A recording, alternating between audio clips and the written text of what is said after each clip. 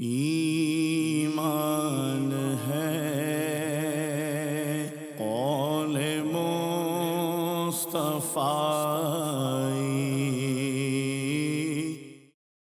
الحمدللہ رب العالمین والصلاة والسلام على سید الانبیاء والمرسلین، اما بعد فاعوذ باللہ من الشیطان الرجیم، بسم اللہ الرحمن الرحیم، الصلاة والسلام علیک یا رسول اللہ وعلی آلک واصحابک یا حبیب اللہ، الصلاة والسلام علیک یا نبی اللہ وعلی آلک واصحابک یا نور اللہ۔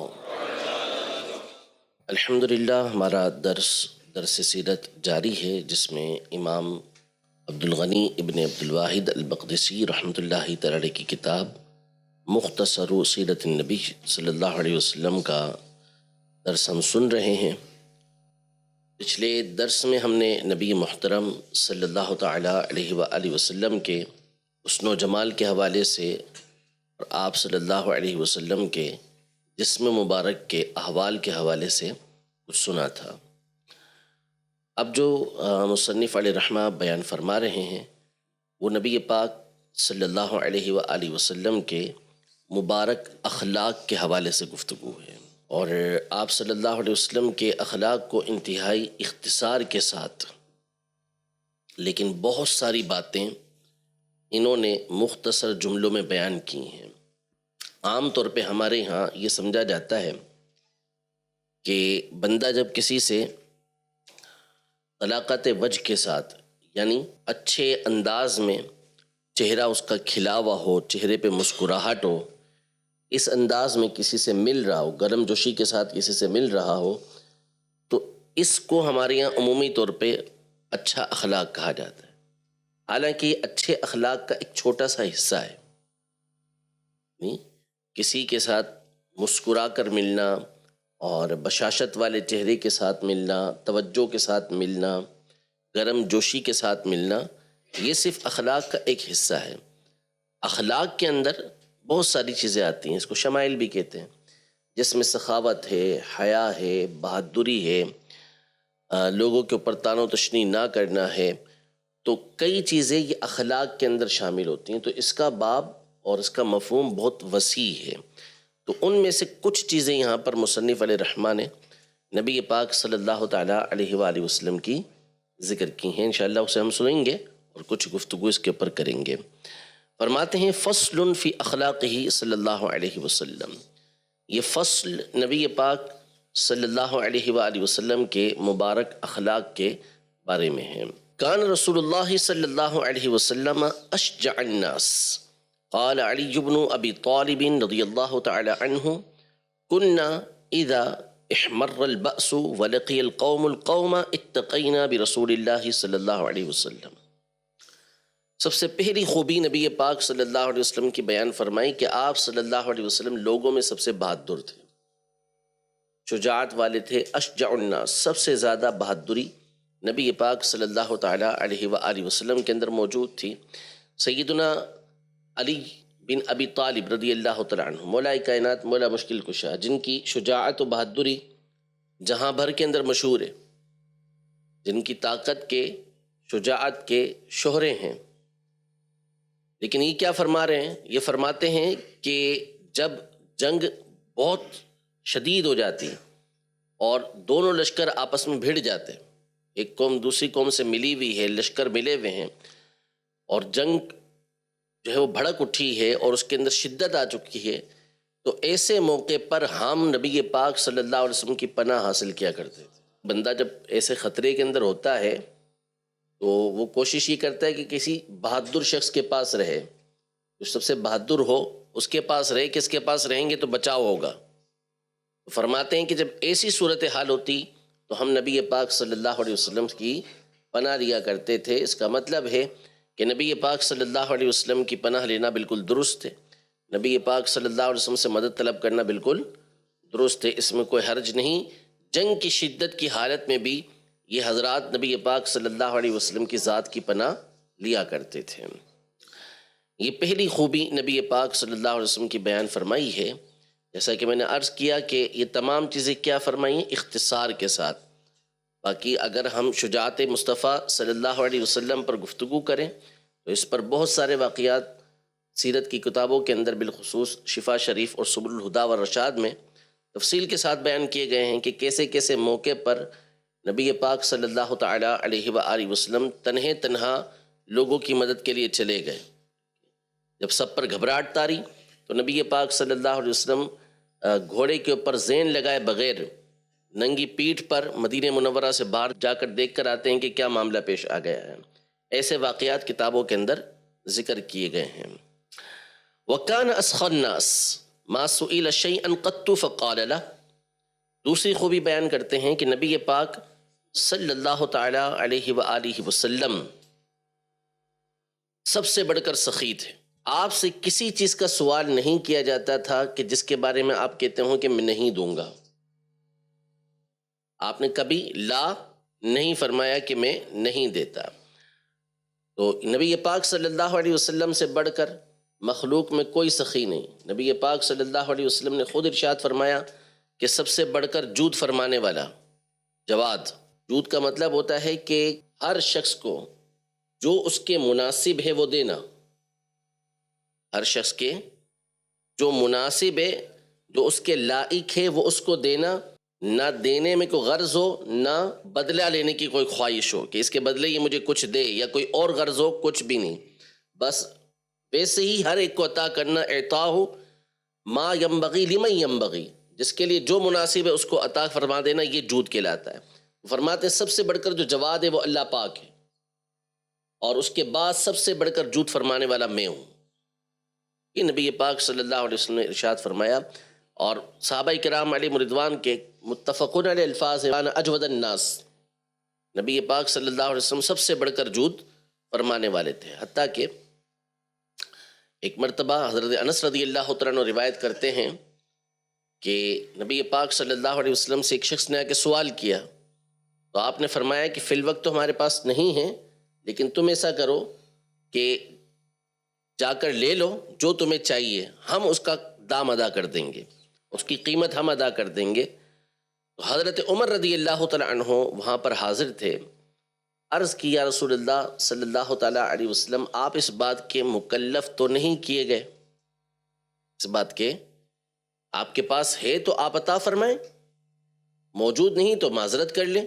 یہ تو نہیں کہ آپ اپنے اوپر قرض چڑھائیں, اس کا تو آپ کو مکلف نہیں کیا گیا. راوی کہتے ہیں نبی پاک صلی اللہ علیہ وسلم کے مبارک چہرے پر ناپسندیدگی کے آثار آ گئے, اچھی نہیں لگی یہ بات. وہیں ایک اعرابی موجود تھے, انہوں نے کہا انفق یا رسول اللہ ولا تخشى من ذی العرش اقلالا, کہ یا رسول اللہ خرچ کیجئے اور عرش والے رب سے کمی کا خوف نہ کیجئے. فرماتے ہیں حضرت انس رضی اللہ تعالیٰ عنہ کہ نبی پاک صلی اللہ علیہ وسلم کا چہرہ جگمگا اٹھا اور آپ نے فرمایا مجھے اسی چیز کا حکم دیا گیا کہ کھلا خرچ کروں, لوگوں کو دوں. تو کان اسخی الناس, نبی پاک صلی اللہ علیہ وسلم سب سے بڑھ کر سخی تھے. وکان احلم الناس, سب سے بڑھ کر نبی پاک صلی اللہ علیہ وسلم درگزر فرمانے والے تھے, برداشت کرنے والے تھے, لوگوں کو معاف کرنے والے تھے. آپ کی یہ خوبی قرآن و سنت کے اندر موجود ہے, احادیث طیبہ میں موجود ہے. اسی طرح پچھلی کتابوں کے اندر نبی پاک صلی اللہ علیہ وسلم کی خوبی بیان کی گئی ہے کہ وَكَانَ يَعْفُو وَيَصْفَحُ, معاف کرتے ہیں اور درگزر فرما دیتے.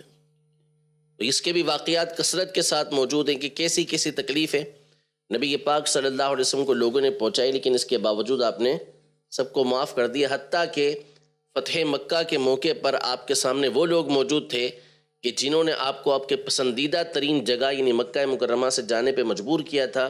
اس وقت بھی دو باتیں کہ جب ان سے پوچھا گیا کہ آج تمہیں کس سلوک کی امید ہے تو انہوں نے کہا کہ جو ایک کریم بھائی اور ایک کریم بھتیجا کرتا ہے. تو نبی پاک صلی اللہ علیہ وسلم نے فرمایا کہ لا تثریب علیکم اليوم, آج کے دن سزا تو دور کی بات ہے تمہارے پر ملامت بھی نہیں کی جائے گی. وَكَانَ أَشَدَّ حَيَاءً مِّنَ الْعَذْرَاءِ فِي خِدْرِهَا لَا يُثْبِتُ بَصْرَهُ فِي وَجْهِ أَحَدٍ. یہ سارے اخلاق کی صورتیں ہیں. چوتھی بات یہ بیان کرتے ہیں کہ نبی پاک صلی اللہ تعالیٰ علیہ وآلہ وسلم کواری عورت جو اپنے کمرے کے اندر ہوتی ہے اس سے بھی زیادہ حیا فرمانے والے تھے، شرم فرمانے والے تھے۔ اب اس پر بھی نبی پاک صلی اللہ علیہ وآلہ وسلم کی سیرت میں بہت ساری باتیں موجود ہیں کہ کس قدر نبی پاک صلی اللہ علیہ وسلم حیا فرمایا کرتے تھے۔ حیا میں سے فقط یہ نہیں ہوتا کہ بندہ جو ہمارے یہاں کہتے ہیں بری باتیں، گندی باتیں کرنا، وہ نہ کرے۔ حیا ہر برے کام سے رک جانا، ہر برے کام سے رک جانا، اور بندہ وہ کام کرتا ہے کہ جو اس کے اندر موجود صفات کی خوبی کے اوپر دلالت کرتا ہے۔ اب مثال کے طور پر بعض لوگ ہوتے ہیں کہ آپ کی گفتگو ہو رہی ہے اس سے، وہ آپ کی آنکھوں میں یوں آنکھیں گاڑ کے دیکھے گا، آپ کے چہرے پر آنکھیں گاڑ کے دیکھے گا۔ اچھا، اب آپ اسے دیکھیں تو ایک تو حیا والا ہوگا تو اس کی آنکھیں جھک جائیں گی، اور ایک ہوتا ہے کہ یہ دیکھ رہا ہے تو میں بھی اس کو دیکھتا ہی رہوں گا، جب تک یہ نگاہ نیچے نہیں کر لے گا، ہٹا نہیں لے گا، میں بھی اس کو دیکھتا رہوں گا۔ ہٹانے کا مطلب ہے کہ میں ہار گیا، میں نے ہٹا لی آنکھیں اور یہ مجھے گاڑ کے دیکھ رہا ہے۔ نہیں، حیا کا تقاضا ہے کہ بندہ کسی کی طرف آنکھیں جما کر بھی نہ دیکھ سکے، اس کی آنکھیں جھکی رہیں۔ تو نبی پاک صلی اللہ تعالیٰ علیہ وآلہ وسلم جب کسی سے گفتگو کرتے یا کسی کی طرف دیکھتے تو اس کے چہرے کے اوپر اپنی آنکھوں کو، اپنی نظروں کو گاڑا نہیں کرتے تھے، بلکہ آپ علیہ الصلوۃ والسلام کا عمومی طور پہ دیکھنا یہ آنکھوں کے گوشوں کے ساتھ ہوتا تھا، کناروں کے ساتھ ہوتا تھا، اور عمومی طور پر آپ کی آنکھیں یہ زمین کی طرف رہا کرتی تھی، نظریں زمین کی طرف رہا کرتی تھی۔ وَكَانَ لَا يَنْتَقِمُ لِنَفْسِهِ وَلَا يَغْضَبُ لَهَا وَإِذَا غَضَبَ لِلَّهِ لَمْ يَقُمْ لِغَضَبِهِ أَحَدٌ، کہ نبی پاک صلی اللہ علیہ وسلم کبھی اپنی ذات کے لیے انتقام نہیں لیتے تھے اور نہ ہی اپنی ذات کے لیے کبھی غصے ہوتے تھے۔ ہاں، اگر اللہ کی جو حرمتیں ہیں، اللہ پاک کی جو حدود ہیں جن کے کرنے سے اللہ پاک نے منع کیا ہے، جب ان کو توڑا جاتا، ان کو پامال کیا جاتا، تو نبی پاک صلی اللہ علیہ وسلم اللہ کے لیے انتقام لیتے، بدلہ لیتے، جس کو سزا دینی ہوتی اس کو سزا دیتے۔ اور جب آپ صلی اللہ علیہ وسلم اللہ کے لیے ناراض ہوتے کسی سے بھی، تو پھر آپ کے غضب کے سامنے کوئی کھڑا نہیں ہو سکتا تھا۔ ساری چیزیں اپنی جگہ پر، لیکن جب اللہ تبارک و تعالیٰ کی حدود کو پامال کیا جائے تو نبی پاک صلی اللہ علیہ وسلم کا جلال ایسا ہوتا تھا کہ کوئی بھی سامنے کھڑا نہیں ہو سکتا تھا۔ والقریب والبعید والقوی والضعیف عنده فی الحق واحد،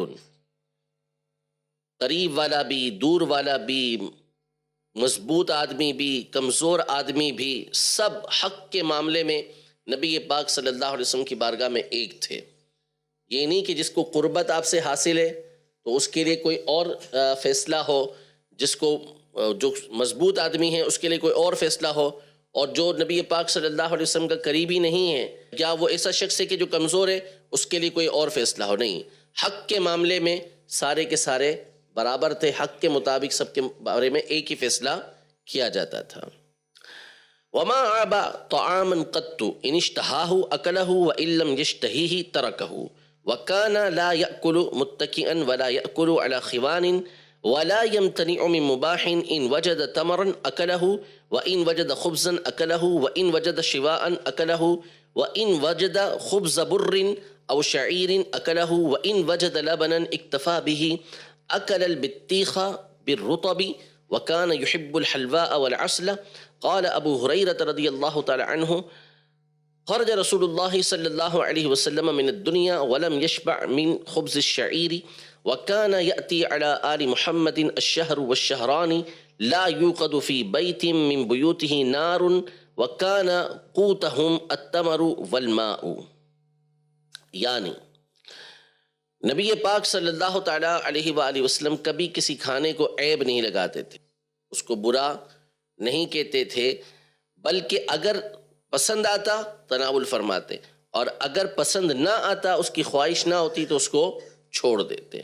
آپ صلی اللہ علیہ وسلم ٹیک لگا کر یا اونچی تپائی پر بیٹھ کر، ٹیبل کرسی پر بیٹھ کے کھانا نہیں کھاتے تھے، اور مباح چیزوں سے رکتے نہیں تھے۔ جو چیز مباح ملتی، کھانے کی حاجت ہوتی تو اس کو تناول فرماتے، اگر کھجور ملتی تو کھجور تناول فرما لیتے، اگر آپ کو جو شریف کی روٹی ملتی تو وہ کھا لیتے، اگر آپ کو بھنا ہوا کھانا ملتا تو وہ تناول فرما لیتے، اگر آپ کو جو یا گندم کی روٹی ملتی تو وہ تناول فرما لیتے، اگر صرف دودھ ہوتا تو دودھ پر ہی اکتفا فرما لیا کرتے تھے. یعنی جو بھی ما حضر ہوتا اس کو نبی پاک صلی اللہ تعالیٰ علیہ وسلم تناول فرما لیا کرتے تھے، جس کو کہتے ہیں کہ نخرے وہ نبی پاک صلی اللہ علیہ وسلم کی ذات کے اندر نہیں تھے.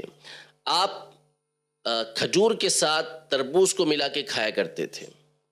اس پر شمائل ترمذی میں بڑی تفصیل کے ساتھ یہ بیان کیا تھا ہم نے کہ نبی پاک صلی اللہ تعالیٰ علیہ وآلہ وسلم جو چیز بھی تناول فرماتے تھے، نمبر ایک اس میں آپ کی کوئی دنیاوی خواہش نہیں ہوتی تھی.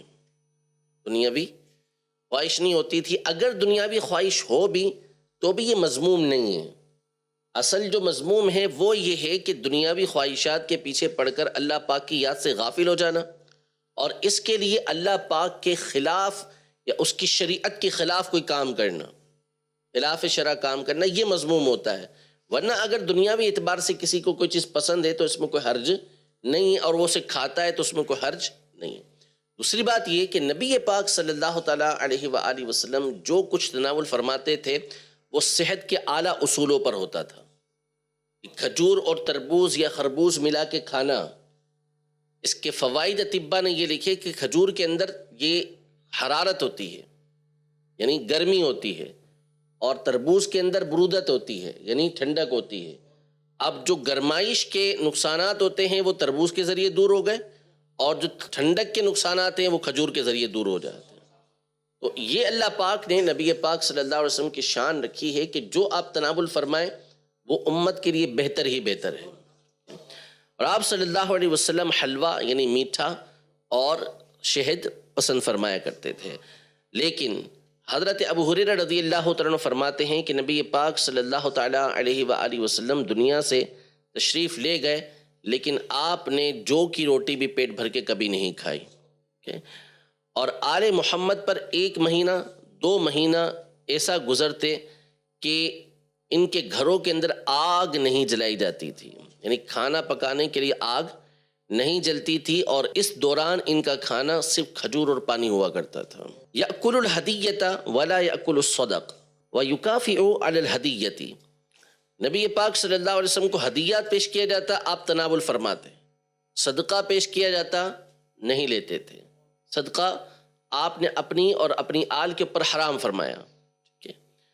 اور فرماتے ہیں کہ جب ہدیہ لیتے تو ایسا نہیں کہ لیتے ہی رہو، بلکہ جس سے لیتے اس کو اس کا بدلہ عطا فرمایا کرتے تھے. یہ آپ کی عادت تھی کہ لیا تو اس کو اس کا بدلہ دیا کرتے تھے. ولا يتأنق في مأكل ولا ملبس يأكل ما وجد ويلبس ما وجد وكان يخسف النعل ويرقع الثوب ويخدم في مهنة أهله ويعود المرضى. یعنی نبی پاک صلی اللہ تعالیٰ علیہ وآلہ وسلم کھانے اور پینے کے اندر خوش نمائی کو پسند نہیں کرتے تھے. آپ کو جو ملتا اسے تناول فرماتے، جو ملتا اسے پہن لیا کرتے تھے. آپ صلی اللہ علیہ وسلم کا لباس بالکل سادہ ہوا کرتا تھا، کھانا سادہ ہوا کرتا تھا، لیکن دونوں طرح تکلف نہیں تھا کہ ہمیشہ سادہ کھانا ہی کھانا ہے یا سادہ کپڑا ہی پہننا ہے، بلکہ جو آپ کو ملتا آپ کی لائی ہوئی شریعت کے موافق ہوتا اس کو تناول فرماتے، ویسا لباس آپ پہن لیا کرتے تھے.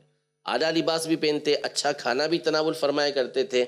لیکن یہ نہیں کہ اچھا کھانا ہی کھائیں گے، اگر سادہ کھانا ملتا ہے تو وہ نہیں کھائیں گے، یا سادہ کپڑے ملتے ہیں وہ نہیں پہنیں گے، ایسا نہیں تھا. بلکہ تکلف سے بری نبی پاک صلی اللہ علیہ وسلم کی زندگی تھی. تکلف سے پاک اور بری آپ صلی اللہ علیہ وسلم کی زندگی تھی. آپ صلی اللہ علیہ وسلم خود اپنے مبارک جوتوں کے اندر، چپلوں کے اندر سلائی کر لیا کرتے تھے. جو کپڑوں کے اندر پیبند لگانا ہوتا تھا خود نبی پاک صلی اللہ علیہ وسلم لگا لیا کرتے تھے. اپنے گھر والوں کے کام کاج کر دیا کرتے تھے. مریضوں کی عیادت کیا کرتے تھے. وَكَانَ أَشَدَّ النَّاسِ تَوَاضُعًا يُجِيبُ مَنْ دَعَاهُ مِنْ غَنِيٍّ أَوْ فَقِيرٍ أَوْ دَنِيٍّ أَوْ شَرِيفٍ. یعنی نبی پاک صلی اللہ علیہ وسلم انتہا درجے کی عاجزی فرمایا کرتے تھے. آپ کو جو غنی فقیر، امیر آدمی یا فقیر آدمی، قوم کا چھوٹے درجے کا آدمی ہو یا اعلیٰ درجے کا آدمی ہو، بڑا شخص ہو وہ دعوت دے یا چھوٹا شخص دعوت دے، کمزور شخص دعوت دے، مضبوط شخص دعوت دے، کوئی غریب دعوت دے یا کوئی امیر دعوت دے، نبی پاک صلی اللہ علیہ وسلم سب کی دعوت کو قبول فرمایا کرتے تھے۔ یہ نبی پاک صلی اللہ علیہ وسلم کا طریقہ کار تھا۔ وَكَانَ يُحِبُّ الْمَسَاكِينَ وَيَشْهَدُ جَنَائِزَهُمْ وَيَعُودُ بَرْضَاهُمْ وَلَا يَحْقِرُ فَقِيرًا لِفَقْرِهِ وَلَا يَهَابُ مَلِيكًا لِمُلْكِهِ، یعنی نبی پاک صلی اللہ تعالیٰ علیہ وسلم مسکینوں سے محبت فرمایا کرتے تھے، ان مسکینوں کے جنازے میں تشریف لے جایا کرتے تھے، ان مسکینوں کے مریضوں کی عیادت فرمایا کرتے تھے۔ آپ کسی فقیر کو اس کے فقر کی وجہ سے حقیر نہیں جانتے تھے، اور کسی بادشاہ سے اس کی بادشاہی کی وجہ سے ڈرتے نہیں تھے کہ اس کے روب کے اندر آ جائے، ایسا نہیں تھا۔ یعنی فقیروں پر جو شفقت و مہربانی ہوتی تھی یہ بھی آپ کی تواضع تھی، اور امیروں سے نہ ڈرنا یہ بھی نبی پاک صلی اللہ علیہ وسلم کی تواضع تھی۔ ڈرتا وہ ہے کہ جس کو کسی سے غرض ہوتی ہے، یہاں تو سب کو ان سے غرض ہے، ٹھیک ہے، تو ڈریں گے کہاں سے یہ؟ وَكَانَ يَرْكَبُ الْفَرْسَ وَالْبَعِيرَ وَالْحِمَارَ وَالْبَغْلَةَ وَيُرْدِفُ خَلْفَهُ عَبْدَهُ أَوْ غَيْرَهُ، یعنی نبی پاک صلی اللہ علیہ وسلم گھوڑے پر، اونٹ پر، گدھے پر، خچر پر سواری کیا کرتے تھے، اور اپنے پیچھے اپنے غلاموں کو، یعنی جو باقاعدہ آپ کے غلام ہوتے تھے ان کو اور دوسرے افراد کو بٹھا لیا کرتے تھے۔ پیچھے بچوں کو بٹھا لیا۔ علماء نے پوری کتابیں لکھی ہیں اس موضوع کے اوپر کہ من اردف النبی صلی اللہ علیہ وسلم، وہ کون کون ہیں کہ جو نبی پاک صلی اللہ تعالیٰ علیہ وسلم کے پیچھے سواری پر سوار ہوئے ہیں۔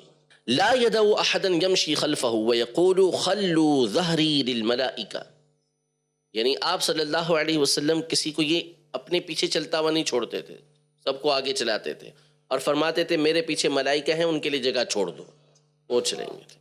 وَيَلْبَسُ الصُّوفَ وَيَنْتَعِلُ الْمَخْصُوفَ، یعنی نبی پاک صلی اللہ علیہ وسلم اونی لباس پہن لیتے، یا کپڑے کے اندر جو پیبند لگا ہوتا تھا اسے نبی پاک صلی اللہ علیہ وسلم پہن لیا کرتے تھے۔ وَكَانَ أَحَبَّ اللِّبَاسِ إِلَيْهِ الْحَبِرَةُ وَهِيَ مِن بُرُودِ الْيَمَنِ فِيهَا حُمْرَةٌ وَبَيَاضٌ، یعنی نبی پاک صلی اللہ علیہ وسلم کا جو پسندیدہ لباس تھا وہ حبیرہ تھا۔ چادر کے اندر نبی پاک صلی اللہ علیہ وسلم کا پسندیدہ لباس حبیرہ تھا۔ حبیرہ یہ یمن کی چادریں تھی، اس زمانے میں یمن میں چادر بنتی تھی، اس کے اندر سفید اور سرخ رنگ ہوا کرتا تھا، سفید اور سرخ رنگ ہوتا تھا۔ یہ نبی پاک صلی اللہ علیہ وسلم کا پسندیدہ لباس یعنی چادر کے اعتبار سے تھا۔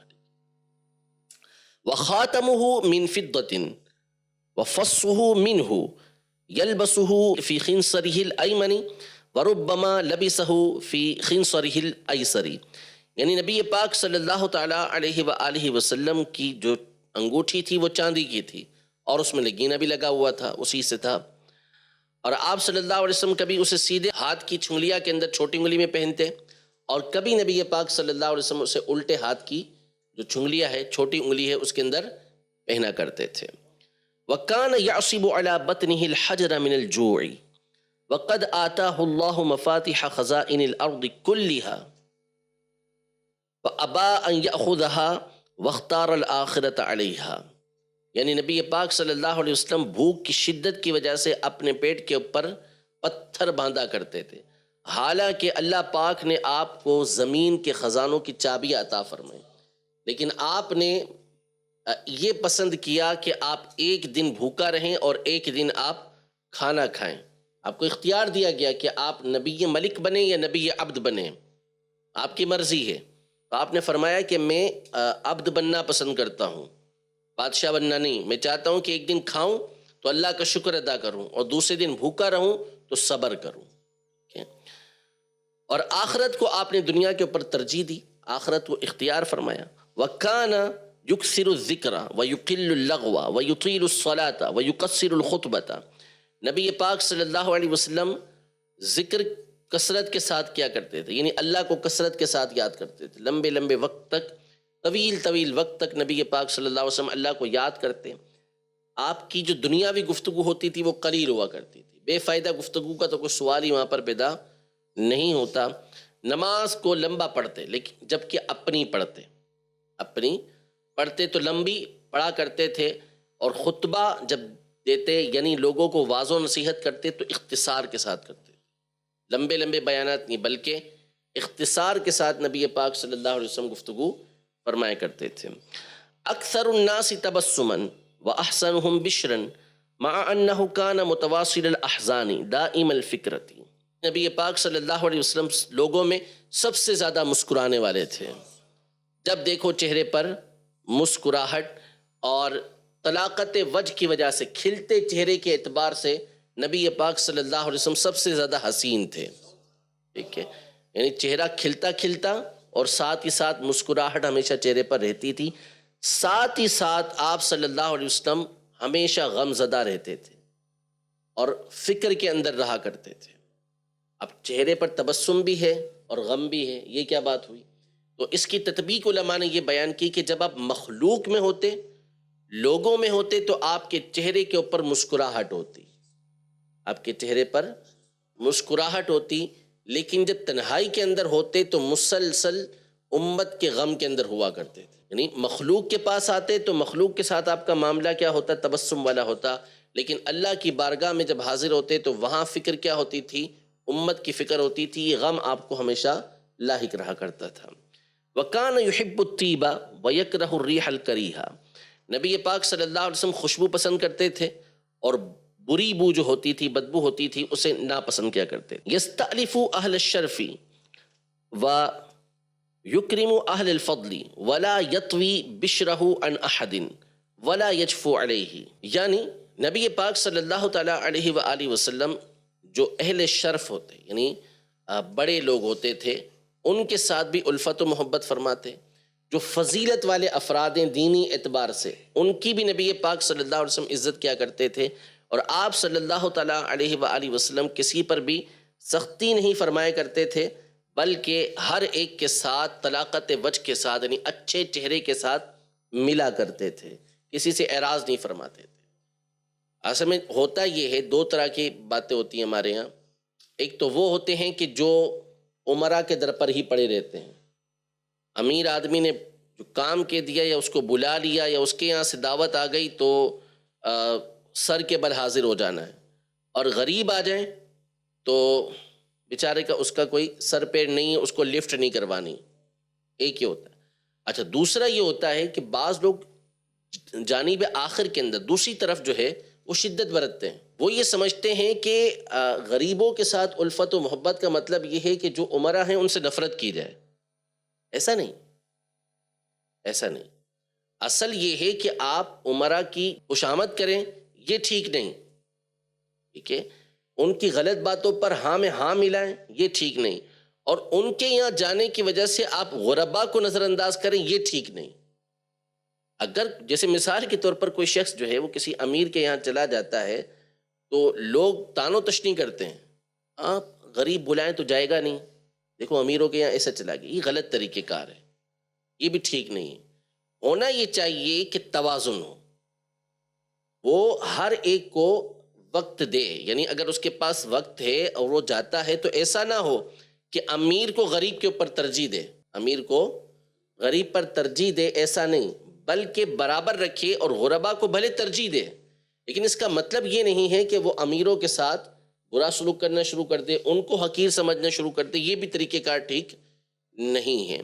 نبی پاک صلی اللہ تعالیٰ علیہ وسلم کا ہر ایک کے ساتھ اخلاق اچھا ہوا کرتا ہے، ٹھیک ہے، تو اس کا مطلب یہ نہیں کہ کوئی امیروں کے یہاں جاتا ہے تو اس کو برا بھلا کہا جائے، اور خود جانے والے کو سوچنا چاہیے کہ میں اس کے یہاں اتنی تیاری کے ساتھ اور اس طریقے سے جا رہا ہوں تو کیا ایک غریب بلاتا تو میں اس طرح جاتا؟ تو اگر اس کو غربا بلائیں تو وہاں پر بھی اسی انداز میں اسے جانا چاہیے، انہیں بھی اسی طرح لفٹ کروانی چاہیے، تو ہر ایک کا اس طرح کا انداز ہونا چاہیے، ایسا نہ ہو کہ غریبوں کے یہاں جانے کی وجہ سے وہ امیروں کو برا بھلا کہنا شروع کر دے، ان کو حقیر سمجھنا شروع کر دے، اور ایسا نہ ہو کہ ان کے در پہ پڑا رہے اور غریبوں کو کوئی لفٹ ہی نہ کروائے۔ صحیح ہے؟ یَرَى اللَّعْبَ الْمُبَاحَ فَلَا يُنْكِرُهُ، جو مباح کھیل ہوتا تھا نبی پاک صلی اللہ علیہ وسلم اسے دیکھتے اور اس پہ انکار نہ فرماتے۔ مباح کھیل جیسے نیزوں کے ذریعے، تلواروں کے ذریعے اس وقت جو ہے تیاری کی جاتی تھی اللہ کی راہ کے اندر جنگ وغیرہ کی، اس کو ملاحظہ فرماتے۔ گھوڑوں کی جو دوڑ ہوتی تھی اس کو نبی پاک صلی اللہ علیہ وسلم نے ملاحظہ فرمایا، تو خود نبی پاک صلی اللہ علیہ وسلم نے حضرت سیدہ عائشہ رضی اللہ تعالی عنہا کے ساتھ 2 مرتبہ ریس لگائی، دوڑ لگائی، ٹھیک ہے۔ تو ایسا کھیل کہ جس کے اندر کوئی فائدہ موجود ہے، جس کو نبی پاک صلی اللہ علیہ وسلم نے مباح قرار دیا، خود نبی پاک صلی اللہ علیہ وسلم اسے دیکھتے تھے اور اس پر انکار نہیں فرماتے تھے۔ یمزح ولا یقول الا حقا ویقبل معذرۃ المعتذر الیہ، نبی پاک صلی اللہ علیہ وسلم مزاح فرماتے لیکن مزاح میں بھی حق بات فرمایا کرتے تھے۔ آپ صلی اللہ علیہ وسلم کے مزاح کے حوالے سے امام غزالی نے فرمایا، اول تو یہ کہ اس کے اندر کوئی جھوٹ نہیں ہوتا تھا، کسی کی دل آزاری نہیں ہوتی تھی۔ مزاح الگ ہے، مذاق اڑانا الگ ہے، ٹھیک ہے؟ کسی کا مذاق اڑانا الگ بات ہوتی ہے، مزاح کرنا الگ بات ہوتی ہے۔ نبی پاک صلی اللہ علیہ وسلم مزاح فرماتے، اس میں حق بات فرمایا کرتے تھے، جھوٹ کبھی نہیں بولتے تھے، اور یہ کبھی کبھار ہوتا تھا، یہ کبھی کبھار ہوتا تھا۔ اب یہ جن کا کام ہی ہوتا ہے کہ لوگوں کو ہنسانا، یہ نبی پاک صلی اللہ تعالیٰ علیہ وآلہ وسلم کا طریقہ کار نہیں تھا۔ آپ صلی اللہ علیہ وسلم سے جو معذرت کرتا، اس کی معذرت کو آپ قبول فرمایا کرتے تھے۔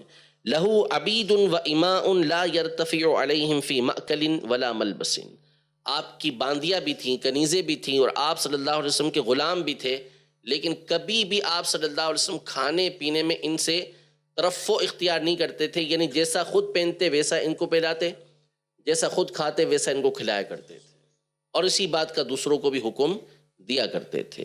ولا يمضي عليه وقت في غير عمل الله تعالى او فيما لا بد له او لاهله منه، نبی پاک صلی اللہ علیہ وسلم کا کوئی وقت بھی ایسا نہیں ہوتا تھا کہ جس میں آپ اللہ کی رضا کے علاوہ کوئی کام کریں، اللہ کی رضا کا کوئی کام کر رہے ہوں گے، یا آپ صلی اللہ تعالیٰ علیہ وآلہ وسلم اپنا کوئی ضروری کام کر رہے ہوں گے، یا اپنے گھر والوں کے لیے کوئی ضروری کام کر رہے ہوں گے۔ اپنا یہ گھر والوں کا، یہ امت کا جو بھی آپ کام فرماتے تھے، اس میں بھی اللہ پاک کی رضا ہی آپ کی پیش نظر ہوا کرتی تھی۔ رأى الغنم وقال ما من نبی الا قد رعاها، نبی پاک صلی اللہ علیہ وسلم نے خود بکریاں چرائیں اور فرمایا کہ کوئی نبی نہیں گزرا مگر یہ کہ انہوں نے بکریاں چرائی ہیں، ہر نبی نے بکریاں چرائی ہیں۔ وسئلت عائشة رضی اللہ تعالی عنہا عن خلق رسول اللہ صلی اللہ علیہ وسلم فقالت كان خلقه القرآن يغضب لغضبه ويرضى لرضاه، حضرت عائشہ رضی اللہ تعالی عنہا سے نبی پاک صلی اللہ علیہ وسلم کے اخلاق کے بارے میں پوچھا گیا تو آپ نے فرمایا کہ نبی پاک صلی اللہ علیہ وسلم کے اخلاق قرآن ہے، اللہ کی نافرمانی پر ہی آپ ناراض ہوتے اور اللہ کی رضا پر ہی آپ راضی رہا کرتے تھے۔ یعنی قرآن پڑھ لو تو قرآن میں جن چیزوں کا حکم دیا گیا ہے معاف کرنا اختیار کریں اور اچھی بات کا حکم دیں، جاہلوں سے منہ پھیر لیں۔ وعباد الرحمن، جو صفتیں بیان کی گئی ہیں، قد افلح المؤمنون، جو مومنوں کی صفتیں بیان کی گئی ہیں، اخلاق جہاں جہاں بیان کیے گئے ہیں وہ پڑھتے چلے جاؤ، نبی پاک صلی اللہ علیہ وسلم کی ذات کے اندر وہ ساری باتیں تمہیں نظر آ جائیں گی۔ وصح عن انس بن مالک رضی اللہ تعالی عنہ، حضرت انس رضی اللہ تعالی عنہ سے صحیح سند کے ساتھ یہ حدیث پاک مروی ہے، قال، آپ فرماتے ہیں، ما مسست دیباجا ولا حریرا الین من کف رسول اللہ صلی اللہ علیہ وسلم ولا شممت رائحة قط كانت اطیب من رائحة رسول اللہ صلی اللہ علیہ وسلم ولقد خدمت رسول اللہ صلی اللہ علیہ وسلم 10 سنین فما قال لي اف قط ولا قال لشيء فعلته لما فعلت كذا وكذا ولا لشيء لم افعله الا فعلت كذا وكذا۔ یعنی حضرت انس رضی اللہ تعالیٰ فرماتے ہیں کہ میں نے کوئی موٹا ریشم اور کوئی باریک ریشم نبی پاک صلی اللہ علیہ وسلم کے مبارک ہتھیلی سے نرم نہیں چھوا، اور کوئی خوشبو میں نے نبی پاک صلی اللہ تعالیٰ علیہ وآلہ وسلم کی خوشبو سے اعلیٰ نہیں سونگی۔ فرماتے ہیں کہ نبی پاک صلی اللہ علیہ وسلم کی بارگاہ میں 10 سال خدمت کا شرف حاصل ہوا، آپ نے کبھی مجھے اف تک نہیں فرمایا، اور کبھی کسی چیز کے بارے میں کہ میں نے وہ کام کیا تو یہ فرمایا کہ یہ کیوں کیا، ایسا نہیں فرمایا، اور کبھی ایسا نہیں ہوا کہ میں نے کوئی کام نہیں کیا تو فرمایا کہ یہ کام کیوں نہیں کیا، ایسا کبھی نہیں فرمایا۔ ڈانٹا ڈپٹا نہیں۔ تربیت جدا گانا چیز ہے کہ تربیت آپ صلی اللہ علیہ وسلم نے فرمائی، کام سے بھیجا، اس کے بارے میں پوچھ گچھ کی۔ حضرت انس رضی اللہ عنہ چھوٹے تھے، آپ چھوٹے تھے، بعض اوقات ایسا بھی ہوا کہ ان کو بھیجا تو یہ کھیل میں لگ گئے، تو نبی پاک صلی اللہ علیہ وسلم پیچھے سے تشریف لائے اور ان کے کان کو ہاتھ لگایا کہ فلاں کو بلانے بھیجا تھا، یہ مفاہیم حدیث پاک کے اندر. تربیت جدا گانا ہے، لیکن اس پر ڈانٹ ڈپٹ کرنا یہ نبی پاک صلی اللہ علیہ وسلم کا طریقہ کار نہیں تھا. قد جمع اللہ له کمال الاخلاق ومحاسن الافعال وآتاہ اللہ تعالی علم الاولین والآخرین وما فیہ النجاة والفوز وهو امی لا يقرأ ولا يكتب ولا معلم له من البشر نشأ في بلاد الجہل والصحاری. یعنی فرماتے ہیں، یعنی بیان کر کر کے بھی بالآخر یہ کہہ کر بات ختم کر رہے ہیں کہ اللہ نے اخلاق کا کمال اور بہترین کام سارے کے سارے نبی پاک صلی اللہ علیہ وسلم کے اندر جمع فرما دیے تھے. آپ کو اولین آخرین سب کا علم اللہ نے عطا فرما دیا تھا، اور آپ ہی کی سیرت کے اندر نجات اور کامیابی موجود ہے. آپ صلی اللہ علیہ وسلم امی تھے، یعنی کسی سے پڑھے ہوئے نہیں تھے، لکھنے کا کام اور پڑھنے کا کام نہیں کرتے تھے، لیکن اس کے باوجود اللہ پاک نے سارے کے سارے علم عطا فرمائے. وجہ کیا کہ ولا معلم له من البشر، بشر میں آپ کا کوئی معلم نہیں تھا، پڑھانے والی ذات اللہ پاک کی. الرحمن علم القرآن.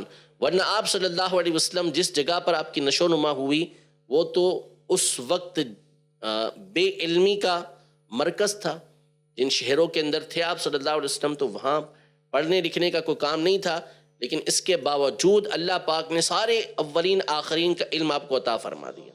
بشر میں آپ کا کوئی استاد نہیں، آپ کو سکھانے والی ذات صرف اور صرف اللہ پاک کی. الرحمن علم القرآن علم الانسان ما لم يعلم وعلمك ما لم تكن تعلم. اللہ نے آپ کی شان کو بیان فرمایا کہ آپ کو رحمان نے قرآن سکھایا.